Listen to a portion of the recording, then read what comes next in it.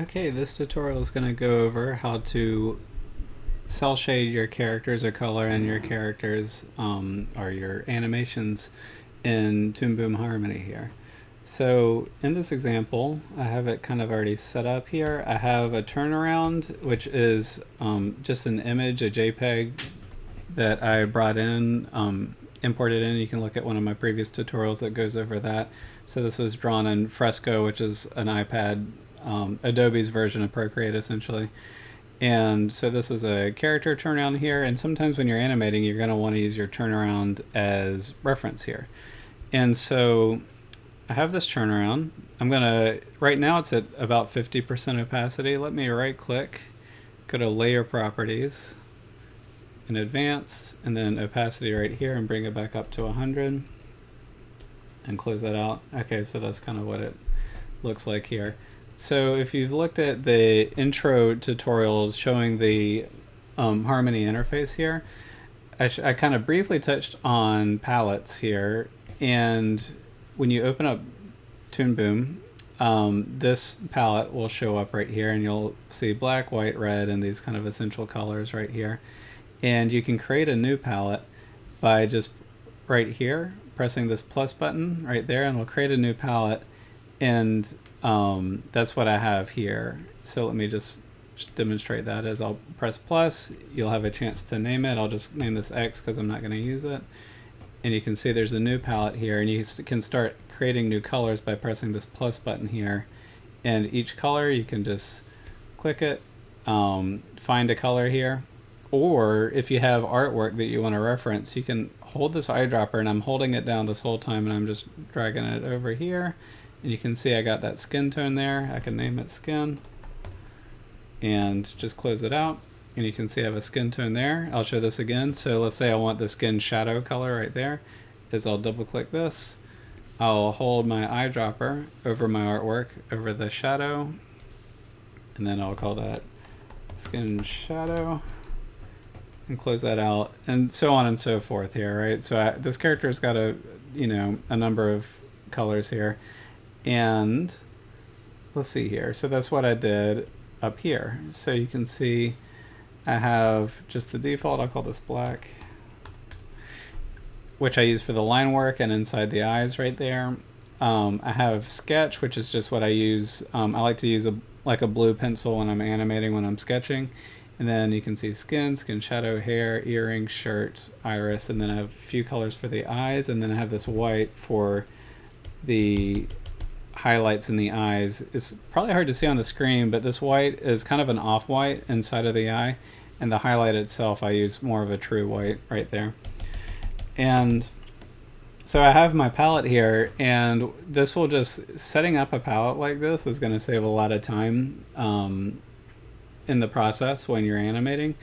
And it's also nice because when you're filling things in, you can, if you don't like a color, after you've filled in your whole animation, if you've animated the whole thing, filled the whole thing in, and you're just like, you know what, I want my character to have like a different color shirt, you can just click on the shirt, change the color, and it'll update across your entire animation as long as you've been using that color right there. So it's definitely a good idea to do that. So I'm just going to delete this this palette right here. I'm just right clicking on it, and let's see here, just removing it right there. So I have right here, I have my drawing layer where I kind of filled in a frame of animation here for the character here. And on this drawing, I'm using the 4 layers that I kind of briefly introduced in the earlier tutorial here. So I have the kind of like the underpainting layer where you kind of do your sketches. This is where you do your line art. So the black lines goes on this layer. The color goes in this layer. And any kind of overlays you might need will go on this layer right here. And all these layers are contained within this drawing layer right here. And this overlay, the only thing that's on it right now for this character are these white highlights on the eye right there. And So what I'm going to do is I'm going to hide the visibility of that, turn my turnaround back on, and walk you through how I kind of go through this process here. So I'm going to have my palette selected here. And for the underlay layer right here, my turnaround image is kind of serving that purpose. But usually I use that underlay just to kind of sketch in my work. So I'll use the pencil tool, and I like to use the sketch color here. And I'm going to make a whole new drawing here. So in order to make a new drawing, you just press this plus button right here and hold it and go to drawing. And I'll just name this demo. Oops. And I'll add it and close it. Vector is good. And I'll lock the old one by pressing the lock icon right there just to make sure I don't mess with it at all here. And so if you're kind of sketching your animation, which again I'm not really needing to do because this turnaround is serving as my sketch, you can just kind of draw in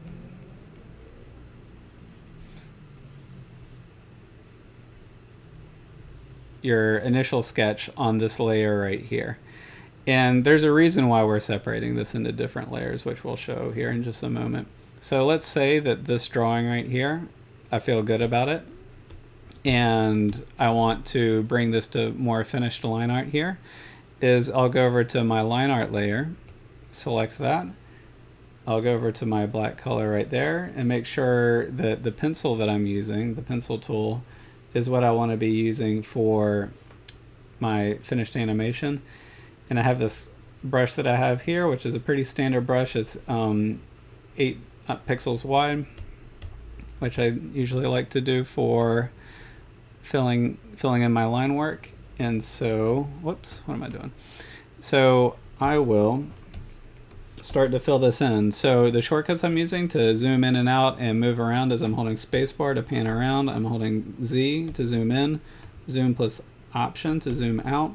And then if I want to rotate my canvas, I can press and hold option and command. You have to hold it down and you can rotate your canvas. Again, that's option and command. And let's say that you've rotated around and zoomed way in and you want to see your whole canvas again. If you press shift and M, it'll punch out to the edge there. So those are kind of the shortcuts I use to navigate around. And so here I'm going to start filling in this artwork here. And again, I'm kind of doing something simpler here just for the purposes of this demonstration. Let me try that again.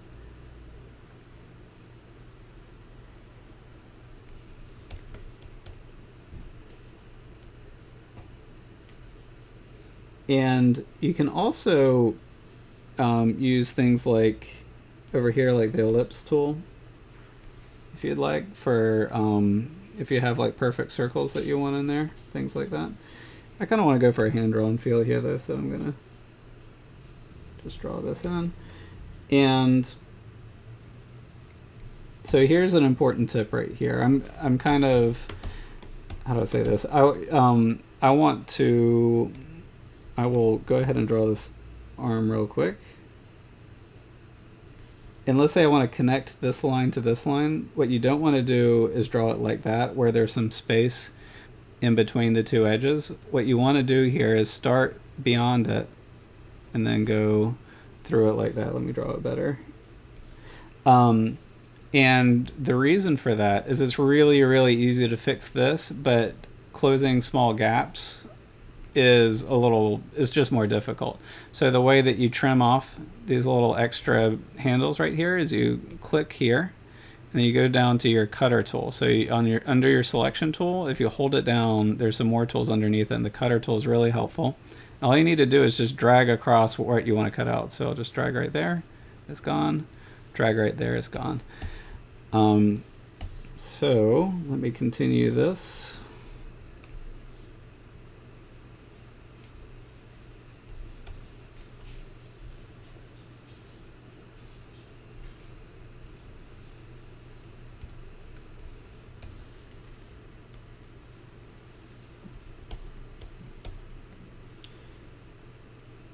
And let's see here.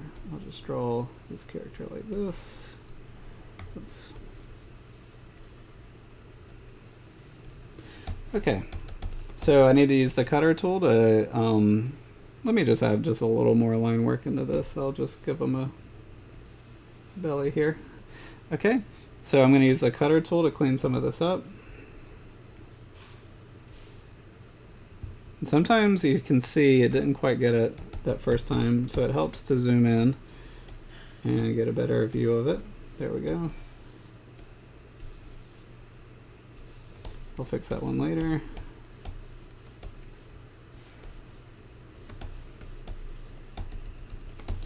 Okay, so we have our line art right there. And let's say that there's this little bit that the cutter couldn't pick up. This is where the contour editor can be really helpful, which is just this white arrow right here. And so if you select an edge, you can see we have, if you're familiar with Illustrator, this should be really familiar, where you can hit your anchor points right here and just make adjustments to them. This reminds me, when I use the contour editor, I like to have this snapping turned on, and it helps with precise positioning and drawing here, and so it just kind of helps just a little bit on kind of getting all that stuff exactly where you want it here. So I have my line art mostly. I have one more edge I need to cut out there. And let's see here. Let's say I want to fill in this character here. So what I need to do is, well, before I even, okay, never mind. So I want to fill in this character, and I'll give this, I'll just kind of steal from the palette that I have from this character here. And so I have my skin tone. And so, oh, I'm getting ahead of myself, sorry. So what I need to do is, again, I did the blue lines under my underpainting layer right here. And I did my line art on this layer right here. And take note here real quick, I'm just gonna save my work here. When you have the line art layer selected, you can't do anything to the underlay layer, so it's kind of safe as long as you have the right layer selected here. So just to demonstrate that, I'm going to select all of my black line art and then delete it. But notice that even though the blue line art fell within my selection circle, it did not get deleted. Similarly, if I'm done with my underlay artwork and I want to get rid of it, I can just select it like that, as long as it's selected right here, delete, and it's gone. So let's say that I want to start coloring this in. So what I can do here is I will go to line art. So I'm back on the line art layer. I'll select the whole thing. And if you've animated a whole sequence here, so let's just say I have this character and I've animated them going all the way down this timeline with a full frame-to-frame animation. If I select the artwork like that, and just I need to make sure that I select a big area like this. And then if you press, it's this button right here, so it applies to all frames. What that button does, and it's really important, is it makes it so you don't have to go in frame by frame filling in every single frame. You can just select it and then press this button right here, and it'll apply it to all the frames in your animation. Right now my animation only has one frame, so it's not really going to do it in this demonstration that I'm showing today. But this button, super helpful on saving time. So but what I'm trying to do here is I want to convert this line art into a way that's usable for my color layer. And so what I want to do here is select the line art, and then you're looking for this button right here. So it creates color art from line art, and it creates invisible strokes allowing you to paint your drawings on separate layers here. So what that means is it takes this line art right here, I'll select it, and then I'll press this button right there, and then hopefully when I go over to my color layer, you should see that it's made these blue invisible lines right here, and these blue lines won't show up in your renders, they're totally invisible right here. And if you're not seeing them, check the shortcut K. K is in Kellogg's. So if I press K, it's off. And then if I press K, it's back on again. So make sure K is selected if you're not seeing it right now. And what this does is it makes it so, hopefully this will fill in, but let's say I want to fill in the eyes with, I'm going to fill them in as like green or something with a shirt color. And I'll press the paint bucket tool, and notice that I'm on my color layer right now. and I'll press right there. Oops, that one didn't work. So it looks like there's a little gap right there in between my lines, annoyingly. Let's see if I can increase this number and make it so it'll fill in. Nope. So if that happens, don't panic. What I need to do is I need to close that gap, and the best way to do it is, well, there's a few ways to do it, but the best way to do it is to start creating our own strokes. So these blue lines are called strokes right here. And you can create your own strokes by clicking on the paint bucket tool and then going down to the stroke button right there. And you can see here, you can start drawing your own blue lines. And so just to give an example, I made this blue line, and again, this is going to be invisible in my render. But if I do a paint bucket tool inside of it, you see it fills that in. But then if I go back to my line art layer, the blue lines disappear right there. So let me go back to my color layer, and I will use the selection tool and just delete. So you can delete these strokes as well using the selection tool and the delete button. So I'm going to go back to stroke, zoom in, and just close the gap right there. And I will go back to the paint bucket tool and fill it in, and now that eye is filled in right there. So let's see if we have any luck filling in the rest of the character. So I'll give the rest of the character the hair color. That's their main color right here. And then I'll give their belly this skin tone. I don't know. I'm pulling from this character over here. So, and so we have our character filled in right there. And the way that I got, let me just hide that character and put on this character that I have here. You can see that this character that I filled in has shadow, but those shadows, if you see, don't have a line on them. So if you want your character to have shadows, what you need to do is, it's not a new technique or anything. We've already kind of seen the technique. It's just use these, oh, whoops, what am I doing? Go to paint bucket, use that same stroke tool. And let's say that our light is coming from this direction and shining down on our character here. So for the stroke, I'll kind of draw in my shadow right here. So I might give him a shadow line right there, and notice that I'm making sure to go past the intersections of the lines that I want right there. And I'm going to start, that's not a great shadow. Let's see here.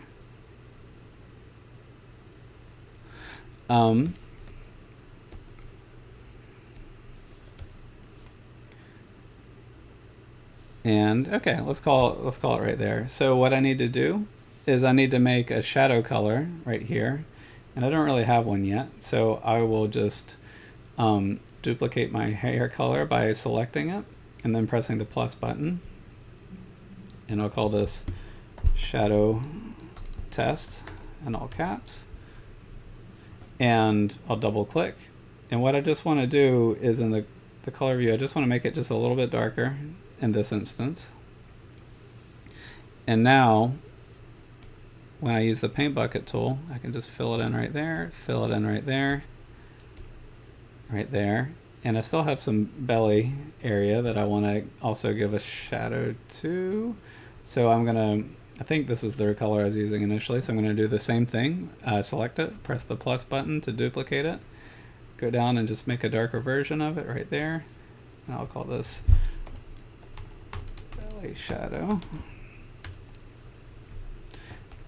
And then select it, again using the paint bucket tool, selecting it, just filling it in right there. And now when I go to my line art, you can see I have a character with some shadows happening there. And so last thing here is looking at this character over here. I used the overlay layer right here just to create these highlights right there.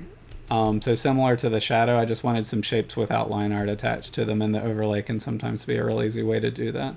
So on this character right here, let's say I want to give this character little irises that are white or something like that. I'm choosing the eye white color right here in my palette. I'm in the overlay layer right there. And then down here, I'll make an ellipse as a tool. And when you make an ellipse, it just looks like that. But if you make it small, it'll kind of fill in like that. Whoa. And I have two little weird highlights on my character right there. And so that's kind of how you use these 4 layers right here, and your whole drawing of a character gets contained on that layer. And the main thing to remember is just to kind of stay disciplined on knowing which layer you're on right here. And remember that whenever you have one layer selected, let's say I have the line art selected, no matter what I do with the line art, these highlights, for instance, are safe right there. These kind of layers are kind of separated from each other. So again, what I mean by that is, so my highlights are on the overlay layer right here. And if I were to go in and, like, you see I selected right through my highlights and then I deleted it, but the highlight itself didn't delete. So remember, you can get rid of your underlay artwork, your initial sketches, which you do on this layer, just by selecting this layer and then selecting them. Let's just, I'll make some more underlay artwork here just so we can see it. And I did this on the underlay layer. And you just select it, even if it's falling underneath your character right here. As long as your underlay is the layer that is currently selected, you can select your whole character and press delete, and your character will be unaffected by it. And remember that filling in your character as well as deleting your underlay artwork, when you use your selection tool button, this button right there will apply that across the whole animation. And it's not perfect at it. Sometimes you'll find glitches where it won't do it all, but most of the time it'll either delete all the frames that you need it to delete, or fill in all the frames you need it to fill in, or it'll fill in like 80% of them, and then all you have to do is kind of manually fill in 20% of the work and end up saving a lot of time here.